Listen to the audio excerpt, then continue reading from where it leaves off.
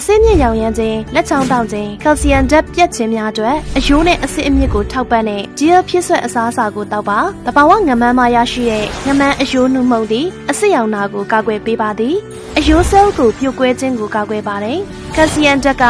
သွားနဲ့အယိုးများကိုခိုင်မာစေပါတယ်။စနွေးကနေထုတ်ယူတဲ့ပစ္စည်းကတတိုးဆန့်ကျင်ပစ္စည်းတစ်ခုဖြစ်ပါတယ်။ဥပမာအဆစ်ရောင်ရမ်းမှုကိုကာကွယ်ပေးပါတယ်။မက်ဂနီဆီယမ်ဓာတ်နဲ့ဗီတာမင် D ကကိုယ်ခန္ဓာကိုထောက်ပံ့ပြီးကယ်လ်ဆီယမ်ဓာတ်ကိုကောင်းမွန်စွာစုပ်ယူခြင်းကိုကူညီပေးပါတယ်။အလက်စတင်းနဲ့ကောလာဂျင်ကိုထုတ်လုပ်ရမှာကူညီပါတယ်။ရိုးရိုးရေသန့်ကိုဒီရက်တစ်ထုပ်နဲ့ဖြော်ပြီးမနက်စာမစားခင်တောက်နိုင်ပါတယ်။ကိုခန္ဓာကိုကောင်းမွန်စွာထောက်ပံ့မှုကောလာဂျင်နဲ့အတူတွဲတောက်သင့်ပါတယ်။အစားအသောက်နဲ့ဆေးဝါးကုတ်ကဲရေးဦးစီးဌာနမှမှတ်ပုံတင်ခဲ့ပြီးလူမျိုးဘာသာမျိုးတောက်ဖို့စံချိန်ကိုမှီပါတယ်။ဒီအားဖြစ်ဆွဲအစားအစာကအယိုးနဲ့အဆစ်များကိုထောက်ပံ့ပါတယ်။နိုင်ငံတော်ဝင်ဆက်ဆံမအယောင်းဆိုင်များမှာရောင်းချပေးနေပါတယ်။